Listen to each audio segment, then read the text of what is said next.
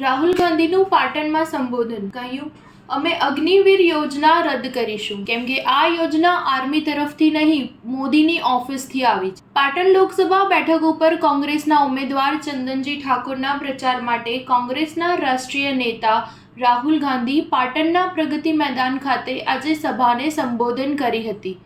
કોંગ્રેસના ઉમેદવાર ચંદનજી ઠાકોરને વધુમાં વધુ મત આપી વિજય બનાવવા મતદારોને અપીલ કરવા રાહુલ ગાંધી પાટણની મુલાકાતે આવ્યા હતા, જેને પગલે કોંગ્રેસના અગ્રણીઓ અને કાર્યકરોમાં અનેરો ઉત્સાહ જોવા મળ્યો હતો.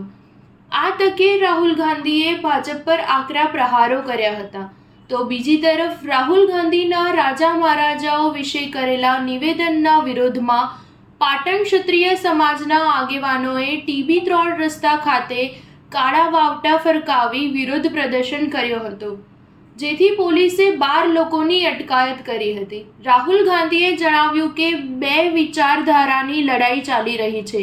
હિન્દુસ્તાનનું લોકતંત્ર અને સંવિધાન બચશે કે નહીં એ મોટો સવાલ છે. ભાજપના લોકો ઈચ્છે છે કે સંવિધાન ખતમ થઈ જાય, પણ કોંગ્રેસ પાર્ટી સંવિધાનની રક્ષા કરે છે.